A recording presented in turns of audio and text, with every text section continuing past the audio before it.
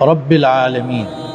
کیوں ساری تعریف اللہ کے لیے؟ اللہ ہی رب العالمین ہے، تمام جہانوں کا، عالمین کا، جنوں اور انسانوں کا، پرندوں کا، حیوانات کا، فرشتوں کا، دنیا کی مخلوقات کا اور آخرت کی مخلوقات کا، زمین کے مخلوقات، آسمانوں کے مخلوقات کا، سب کا پالنے والا صرف رب العالمین اللہ.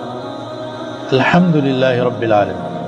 اور ایسا پالتا ہے کہ پرورش کی سارے اسباب جو چیزوں کی ضرورت تھی وہ سب اللہ نے پیدا کی لوگوں کے لیے، جسمانی بھی، روحانی بھی، دنیاوی بھی، اخروی بھی.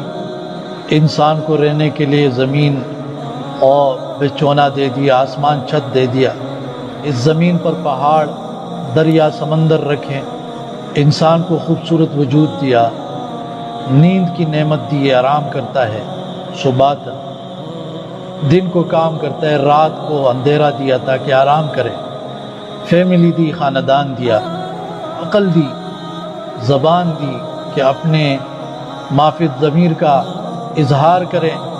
مخلوقات میں دلائل پیدا کیے کہ یہ انسان اپنے وجود میں زمین اور آسمان کی ان قدرتوں میں سوچے، غور و فکر کرے اور اللہ کی وحدانیت پر اس بندے کا یقین پختہ ہو جائے.